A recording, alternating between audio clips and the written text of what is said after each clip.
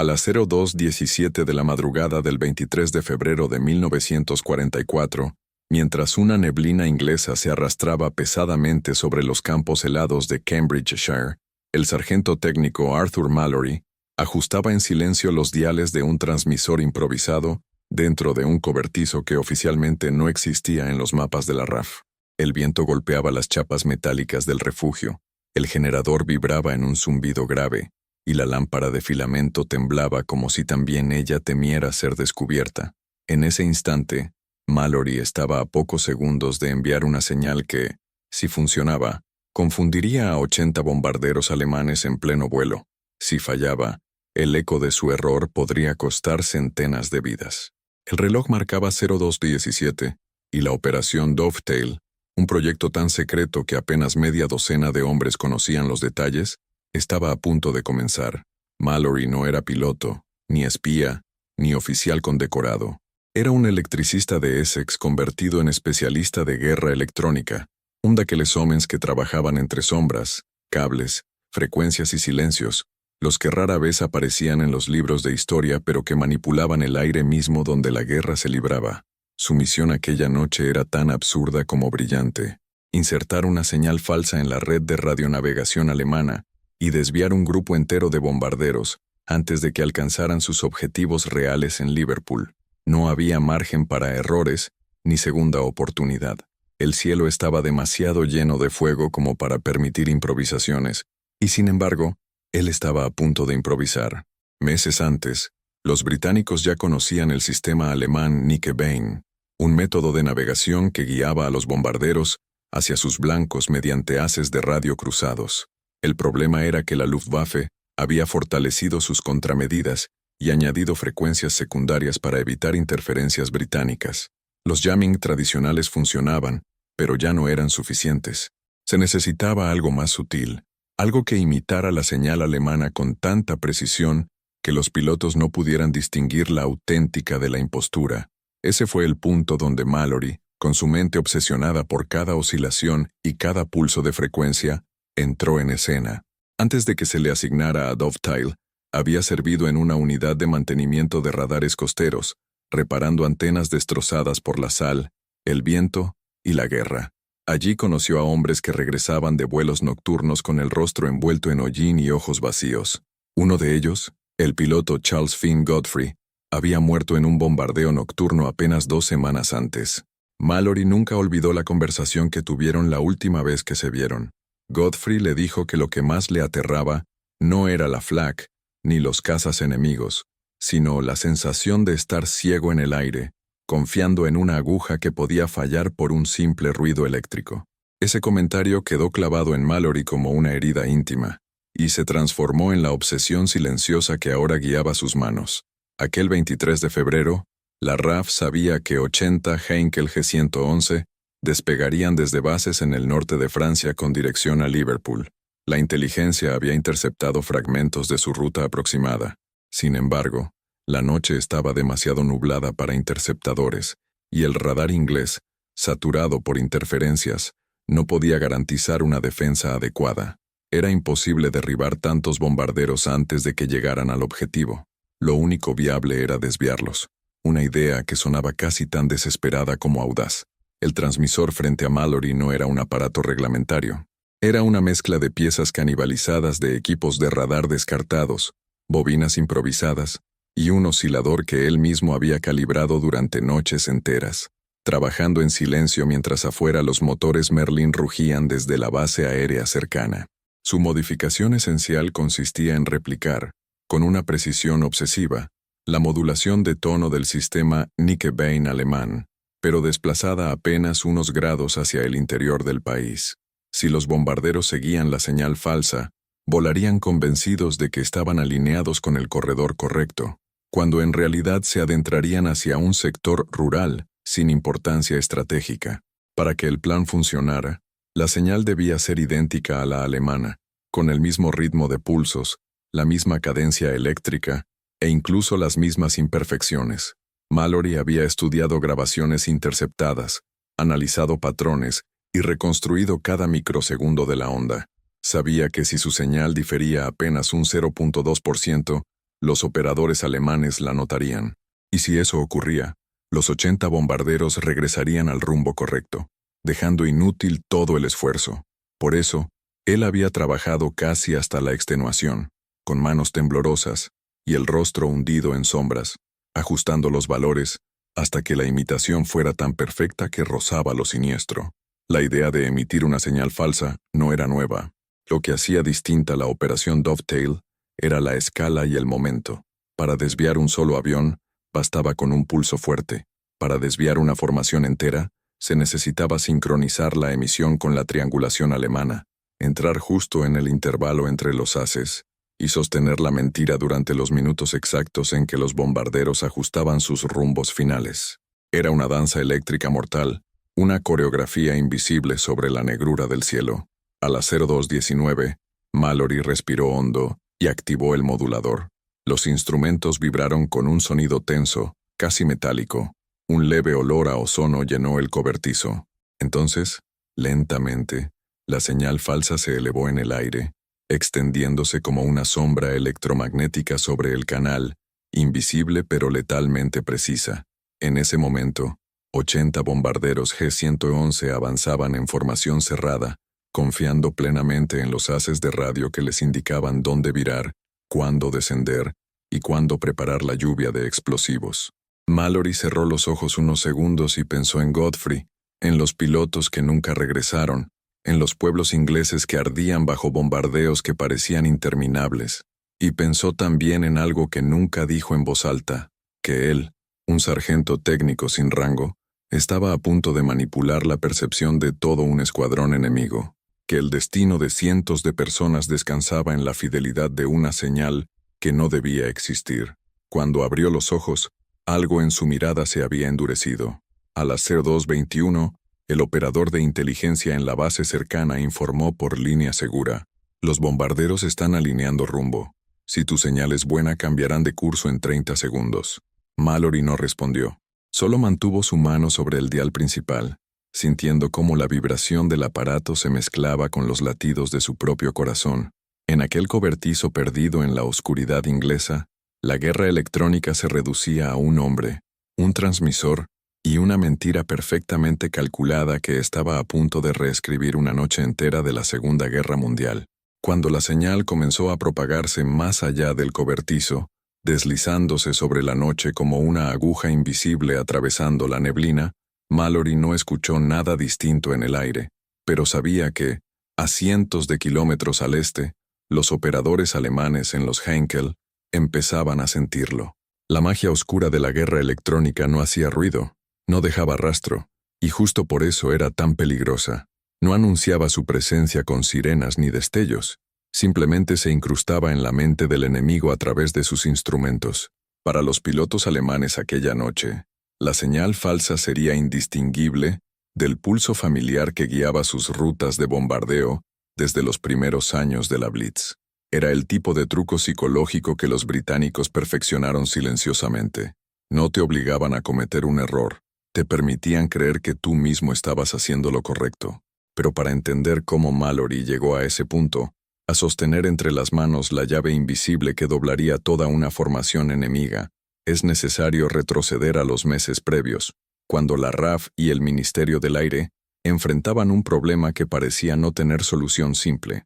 Desde finales de 1943, los británicos habían detectado un aumento preocupante en la precisión de los bombardeos alemanes nocturnos.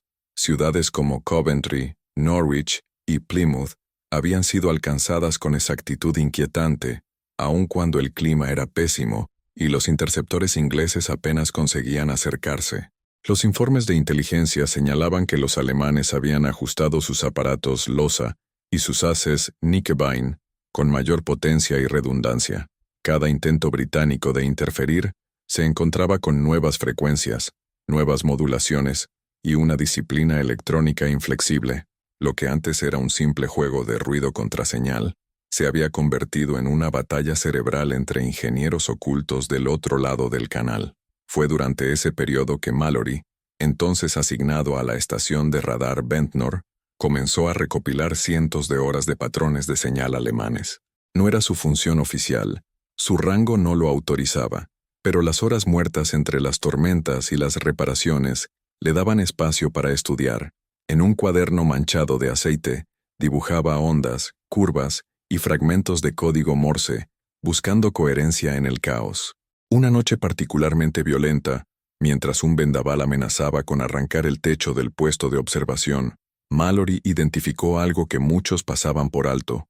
Las señales alemanas nunca eran exactamente iguales cada noche. Había variaciones mínimas, cambios casi imperceptibles en el tono o en el tiempo entre pulsos. No parecían fallas, eran ajustes deliberados, signos de que los alemanes estaban probando pequeñas mejoras o calibraciones, cambios demasiado pequeños para detectar sin un oído entrenado, pero lo suficientemente coherentes para señalar una evolución táctica. Ese descubrimiento fue solo el inicio. Al comparar semanas de registros, Mallory encontró un patrón repetitivo en las variaciones de frecuencia, un ciclo de 7 noches. Cada 7 días el sistema alemán entraba en una fase de prueba, reajustando la señal con un ligero desplazamiento que, si uno podía predecirlo, permitía también imitarlo. Fue esa observación, aparentemente trivial, la que más tarde permitiría perfeccionar la señal falsa de la operación Dovetail. Pero, como ocurre con las historias de guerra que nunca figuran en los manuales, nadie prestó demasiada atención cuando Mallory envió su primer informe. Los oficiales lo felicitaron educadamente y lo enviaron de vuelta a su torre llena de radiación y viento salado.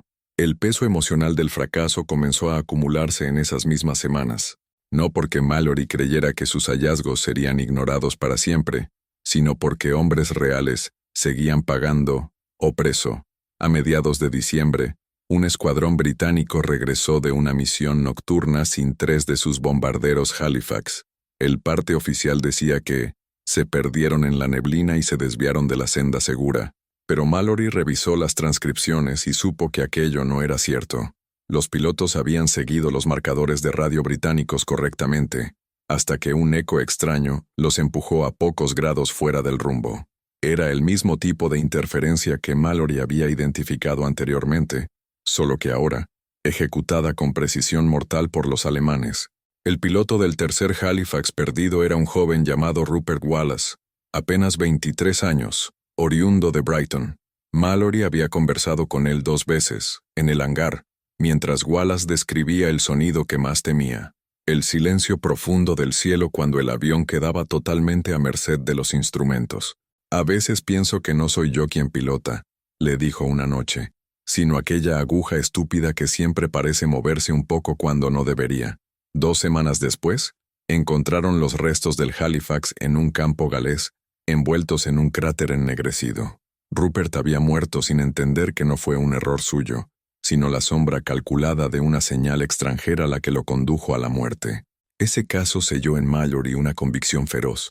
Los informes continuaron acumulándose, misiones desviadas por metros, otras por kilómetros, algunas canceladas por falta de referencia. Los mandos británicos culpaban al clima o al agotamiento de los pilotos, pero Mallory no lo aceptaba. Sabía que había algo más siniestro, una mano invisible guiando decisiones en la oscuridad. Finalmente, el coronel Edwin Clayton, un oficial de inteligencia con fama de escuchar a los nadie del sistema, leyó los informes de Mallory y lo convocó a una reunión secreta en la base RAF Lakenheath. Allí, en una habitación donde ni siquiera se permitían relojes por miedo a fugas electromagnéticas, Clayton le hizo la pregunta que cambiaría todo. Si ellos pueden manipular nuestra navegación con precisión, ¿tú crees que nosotros podríamos manipular la suya? Esa conversación dio origen a la operación Dovetail, concebida para ser ejecutada solo una vez. El objetivo era simple en teoría: usar un pulso falso para que una formación alemana desviara su trayectoria final, entrando en una ruta donde no había objetivos militares ni población densa. La genialidad y la oscuridad del plan residía en su sutileza. No se trataba de forzar un error, sino de permitir que el enemigo confiara en una mentira perfectamente diseñada, una mentira que hablaba su propio idioma técnico. Las semanas previas a la operación fueron un infierno silencioso para Mallory. Trabajaba días enteros analizando los registros más recientes del Nick Vane alemán, buscando las imperfecciones necesarias para reproducir el patrón exacto de aquella noche. La guerra electrónica es, en gran medida, una cuestión de psicología, entender cómo piensa el enemigo, qué espera sus instrumentos, y cuán rígido es el hábito humano de confiar en aquello que parece familiar.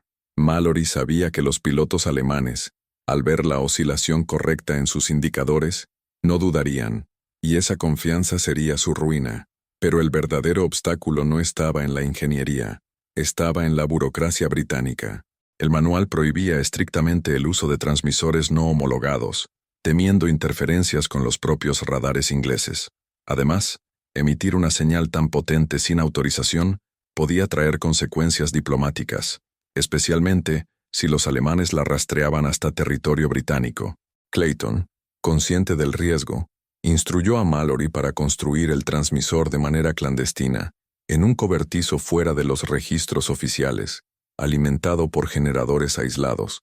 Era una violación absoluta de las normas, y aún así, todos los presentes sabían que no había alternativa. A finales de enero, un ensayo general falló por apenas unos milisegundos. La señal falsa osciló con una tonalidad ligeramente distinta, y si hubiera sido una noche real, los alemanes la habrían detectado como fraude. Mallory pasó 36 horas sin dormir, hasta lograr ajustar los condensadores al valor exacto. Con manos entumecidas por el frío, hizo un último cálculo que, según él, acercaba la imitación a la perfección absoluta. Cuando presentó los resultados, Clayton solo dijo: «Entonces ya no hay vuelta atrás». La noche del ataque alemán se aproximaba, y con ella, temor creciente de que todo dependiera de un impulso eléctrico que nadie vería, nadie escucharía, pero que desviaría una misión entera hacia el vacío. Mallory entendía la lógica técnica, pero lo que lo obsesionaba era el peso humano, las vidas que podría salvar, y las vidas enemigas que estaría manipulando hacia un error fatal. Era la primera vez que sentía que la guerra electrónica no era solo cables y ondas, era poder, y poder silencioso. Esa sensación lo acompañaría hasta el minuto exacto en que los bombarderos alemanes comenzaron a virar, respondiendo a una señal que no existía en ningún manual, excepto en el suyo. El punto de quiebre llegó en la noche del 18 de febrero, 5 días antes de la operación, cuando Mallory descubrió que el transmisor original, el que él mismo había modificado hasta la obsesión, no sería lo suficientemente estable durante más de 20 minutos seguidos. Su corazón se hundió al ver los indicadores temblar, mientras un retumbo profundo del generador hacía vibrar toda la estructura del cobertizo. Apenas unos milímetros en el dial, una oscilación mínima en el pulso, bastaban para delatar que la señal no era auténtica, y la Luftwaffe no necesitaba más que eso para sospechar. Podía significar que la operación entera colapsaría como una casa de cartas. Aquel pequeño temblor eléctrico, invisible para cualquiera, era suficiente para destruir meses de trabajo peor ainda, podía costar vidas no seu inglés. Mallory apretó los dientes y golpeó el borde del transmisor con la palma de la mano, no por frustración, sino por impulso técnico. Los paneles viejos a veces reaccionaban mejor a golpes que a ajustes finos. El golpe no resolvió nada. El aparato parpadeó, se quejó con un zumbido grave y volvió a oscilar. Entonces, mientras el frío penetraba por las rendijas del cobertizo y el generador exhalaba un humo suave y aceitoso, Mallory tomó la decisión que ningún oficial aprobaría. Se quitó los guantes y con los dedos entumecidos, comenzó a desmontar la parte inferior del transmisor en completo silencio. La lámpara colgante apenas iluminaba su rostro, y las sombras hacían que pareciera un hombre cavando una tumba eléctrica. El olor a aceite quemado se mezclaba con el de metal caliente. Mallory sabía que estaba yendo en contra de toda norma. No tenía permiso para alterar aquel equipo sin supervisión. Podía ser expulsado, arrestado, acusado de sabotaje, pero también sabía que, sin aquella modificación, el sistema fallaría en el peor momento. La lógica militar exigía obediencia. La lógica de la supervivencia exigía rebeldía. Y Mallory, que siempre había sido un hombre de protocolos, se sorprendió a sí mismo rompiendo reglas que jamás pensó romper. Sustrajo una bobina de un equipo descartado, una pieza cubierta por una fina capa de polvo y olvido, y la colocó con precisión quirúrgica en el interior del transmisor. Refinó el circuito con un fragmento de cable que había cortado de un radar defectuoso, lo dobló con cuidado y ajustó la tensión hasta obtener la respuesta exacta. Era una pieza que oficialmente ni siquiera debía existir dentro de aquel aparato. Un injerto técnico, un órgano nuevo instalado en un cuerpo viejo. Algo que solo alguien que hubiera pasado años escuchando cada vibración del metal sabría ajustar. A las 01:47 de esa misma madrugada, terminó de ensamblar la estructura. Sus dedos estaban manchados de grasa, y un corte pequeño en el pulgar dejaba una línea oscura sobre la superficie metálica. Volvió a cubrirlo todo, respiró hondo, y encendió de nuevo el transmisor. Esta vez, la señal salió limpia, estable y precisa, como si siguiera un metrónomo oculto en el interior del aparato. Mallory contuvo el aliento al observar el monitor. Los pulsos eran uniformes, idénticos a los alemanes, sin interferencias, sin temblores. Por primera vez creyó que podían hacerlo, pero no bastaba con que la señal fuera perfecta. Debía mantenerse así durante el tiempo exacto en que los bombarderos entraran en el corredor final, el tramo más crítico de la misión. Y ese tramo, según la inteligencia británica, duraría 23 minutos. Mallory programó un ensayo completo, permaneció sentado frente al transmisor mientras el generador rugía, las paredes vibraban y la noche se espesaba afuera. A los 10 minutos, sudaba a pesar del frío. A los 15, el corazón parecía martillar con fuerza. A los 20, los dedos tamborileaban involuntariamente sobre su muslo. A los 23, el pulso permanecía tan firme como al inicio. El aparato resistió, él también. Cuando terminó la prueba, cayó en una silla y cerró los ojos. Había cruzado una línea invisible, la línea entre obedecer y decidir, y sabía que a partir de ese momento no había marcha atrás. Los días siguientes fueron una mezcla de tensión y silencio. El coronel Clayton inspeccionó el cobertizo, revisó el transmisor con el ceño fruncido y le preguntó a Mallory si había realizado algún ajuste no autorizado. Mallory mintió con una calma que lo sorprendió. Sabía que, si decía la verdad, el coronel sería obligado a cancelar la operación, y aquello significaría una noche más de devastación sobre Inglaterra. Clayton lo observó largo rato antes de asentir y salir sin decir una palabra. No estaba convencido, pero tampoco tenía alternativas. Finalmente, llegó la noche del 23 de febrero. A las 02:05, los observadores costeros informaron que los Heinkel habían cruzado el punto donde solían recibir el pulso principal del Knickebein. Eran 80 bombarderos formando una línea oscura contra el cielo nublado, avanzando como un solo organismo gigantesco, cuyos ojos eran los instrumentos de navegación. Mallory permanecía sentado frente al transmisor, con las manos sobre el panel y los ojos clavados en los indicadores. Cada luz verde, cada vibración, cada leve variación de tono podía ser un presagio de éxito o fracaso. A las 02:17 comenzó la emisión. Era el momento donde terminó el bloque 1, pero ahora, dentro del cobertizo, el aire parecía más denso. Cada segundo era una batalla contra la duda. Mallory sentía que su respiración hacía eco entre las paredes metálicas. Sabía que los bombarderos a kilómetros de altura estaban entrando en la zona de convergencia. Sabía que sus pilotos confiaban plenamente en sus instrumentos. Y sabía que, si la señal falsa era demasiado perfecta, nadie sospecharía. Esa era la esencia de la genialidad oscura, dar al enemigo exactamente lo que esperaba escuchar. A las 02:23, el operador en la base informó: «Están virando, lentamente, pero están virando». Mallory cerró los ojos unos instantes. Aquello no era simplemente un éxito técnico, era una intrusión profunda en la mente de esos pilotos. Los había llevado a confiar en un latido eléctrico que él mismo había inventado. Era como si hubiera susurrado una orden directamente en sus cabinas, sin que ellos supieran de dónde venía. Mientras los Heinkel realizaban el viraje, comenzaron a alinearse con un corredor que no existía en ningún mapa alemán. La formación cambiaba suavemente de dirección, inconsciente del vacío táctico hacia el que avanzaba. A los ojos de los pilotos, todo parecía correcto. Los instrumentos marcaban el rumbo, la señal era firme, todo se ajustaba a lo que habían entrenado. El cielo no mostraba señales del engaño, era la perfección de la manipulación. Pero entonces, a las 02:29, ocurrió algo que Mallory no había anticipado. Una interferencia leve apareció en el monitor, un pulso de ruido que no coincidía con nada registrado. Mallory sintió un escalofrío recorrerle la espalda. El generador rugió con una vibración extraña, como si estuviera protestando. Mallory ajustó el dial con precisión casi intuitiva, disminuyendo la ganancia apenas 1 milímetro. Y entonces, la interferencia desapareció, absorbida por el silencio eléctrico de la noche. Nada fuera de lo normal, dijo el operador por la línea segura. Pero Mallory sabía que había estado a un segundo del desastre. Si no hubiera reaccionado a tiempo, la señal falsa habría delatado su naturaleza, y los bombarderos habrían regresado al rumbo correcto. A las 02:32, la formación alemana estaba completamente desviada. Los bombarderos avanzaban en dirección a un valle rural, donde la única luz provenía de granjas dormidas y caminos vacíos. Ningún objetivo industrial, ningún puerto, nada.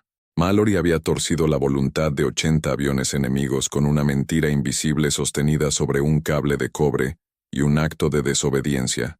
La señal continuaría emitiéndose hasta el minuto final, y cuando llegara el momento decisivo, cuando los Heinkel abrieran sus compuertas esperando ver las luces de Liverpool bajo ellos, descubrirían una oscuridad total. La confusión estaba a punto de comenzar, a las 02:41, cuando la formación de 80 Heinkel G-111 descendió para iniciar la fase final de aproximación. Los pilotos esperaban ver el resplandor industrial de Liverpool rompiendo la penumbra. Esperaban ver el río, los muelles, los depósitos de combustible, las sombras dentadas de las fábricas. En su lugar, encontraron un vacío oscuro, una llanura silenciosa donde solo se distinguían algunos tejados dispersos y caminos rurales cubiertos por la niebla. La confusión fue inmediata. Algunos navegantes pensaron que se habían adelantado demasiado, otros que habían llegado tarde. Varios encendieron brevemente sus luces internas para verificar los mapas. Ninguno de ellos comprendía que estaban siguiendo un fantasma, una señal que nunca perteneció a su ejército. A las 02:44, varios bombarderos comenzaron a discutir por radio, cuestionando coordenadas, culpando al clima, dudando de sus propios instrumentos.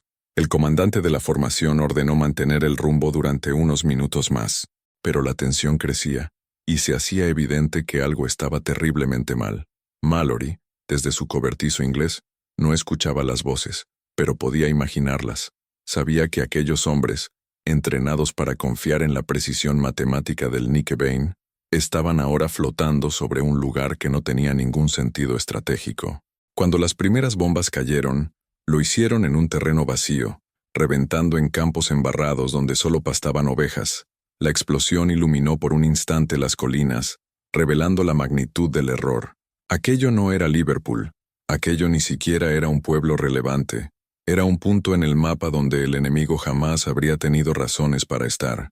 Los pilotos, humillados por la certeza de haber sido desviados, comenzaron a virar desesperadamente hacia el sur, esperando reconectar con la señal real, pero la noche ya estaba perdida. Habían fallado la misión sin que un solo cazador británico los interceptara, sin que un solo disparo de artillería los rozara, sin que nadie en tierra supiera siquiera que habían estado allí. A las 02:52, cuando Mallory apagó el transmisor, lo hizo con una mezcla de alivio y fatiga que le cayó encima como un peso invisible. El cobertizo se sumió en un silencio que parecía más profundo que el de la noche exterior. El generador siguió zumbando un par de segundos antes de detenerse y todo quedó inmóvil. Mallory se llevó las manos al rostro. Sentía que había envejecido 10 años en menos de una hora. No sabía cuántas vidas había salvado. No sabía si alguien más allá de aquella habitación entendería lo que había ocurrido, pero sabía, con una certeza silenciosa, que la historia acababa de torcerse a través del aire. El informe británico del amanecer fue breve. Actividad enemiga detectada al sur de Shropshire, sin daños considerables. Las autoridades locales pensaron que había sido un error de navegación alemán. Nadie mencionó la operación Dovetail. Nadie habló de la señal falsa. Nadie imaginó que, en un cobertizo sin identificación, un sargento técnico había alterado la trayectoria de 80 bombarderos y salvado una ciudad entera sin disparar un solo tiro. Al día siguiente, un oficial del Ministerio del Aire visitó la base. Reunió al coronel Clayton en una habitación cerrada y le pidió un informe verbal de lo ocurrido. Clayton dio la versión estrictamente necesaria, omitiendo detalles sobre la modificación no autorizada de Mallory. no por encubrimiento, sino por instinto. Sabía que si revelaba la verdad, Mallory sería castigado por haber violado regulamentos, incluso si su desobediencia había sido el factor decisivo. La guerra estaba llena de contradicciones, héroes que no podían ser llamados héroes, porque su heroísmo no cabía en los reglamentos. En los días siguientes, rumores discretos comenzaron a circular. Algunos operadores de radar notaron que los bombarderos alemanes estaban actuando con una cautela anormal. Parecen inseguros, comentaron. Otros afirmaron que la Luftwaffe había iniciado una revisión completa de sus sistemas de navegación, preocupados por la posibilidad de sabotaje invisible. A los ojos del enemigo, algo había fallado de forma inexplicable, y la duda es un enemigo más corrosivo que cualquier bala. A mediados de marzo, el fabricante alemán de los radiotransmisores fue convocado a Berlín para explicar cómo una formación entera podía haber sido guiada tan lejos del objetivo. Las investigaciones duraron semanas, y aunque detectaron pequeñas inconsistencias en la propagación de la señal, nunca descubrieron la verdad. Nunca imaginaron que el engaño provenía de un solo transmisor improvisado en la campiña inglesa. Para la Luftwaffe, aquel episodio quedó registrado como anomalía de ruta no explicada. Para Mallory, fue apenas una noche más de trabajo silencioso, y la más peligrosa de su vida. Cuando la guerra terminó, Mallory regresó a Essex, se casó con su prometida, abrió un pequeño taller, y nunca habló públicamente de lo que hizo aquella noche. Cada vez que alguien mencionaba los bombardeos frustrados de febrero del 44, él simplemente asentía, como quien recuerda algo distante que ya no pertenece al mundo de los vivos. Algunos de los pilotos británicos que sobrevivieron gracias a aquella desviación nunca supieron su nombre, pero en Navidades algunos enviaban cartas a la base preguntando por el técnico que trabajaba cuando todos dormían. Nunca recibieron respuesta. Mallory murió en 1972, y solo décadas después un archivo parcialmente desclasificado reveló la existencia de un proyecto conocido como Dovetail. El informe no mencionaba detalles técnicos, ni nombres, ni fechas exactas, pero hablaba de una intervención de radio que alteró el curso de una misión enemiga. A quienes conocen cómo funcionan las sombras de la guerra, esa frase basta para entender qué ocurrió. A los demás, les parecerá un accidente, un golpe de suerte, una página olvidada, pero para quienes sobrevivieron gracias a esa mentira eléctrica, la historia sigue viva. Y es por eso que, cada vez que se revisan los archivos de la Segunda Guerra, conviene recordar que no todas las victorias nacen de grandes generales o máquinas imponentes. Algunas nacen en cobertizos sin nombre, sostenidas por hombres que escucharon el latido imperceptible de una señal enemiga y decidieron torcerla, aunque nadie supiera jamás que estuvieron allí. Mallory nunca buscó reconocimiento, y quizás por eso su historia merece ser contada.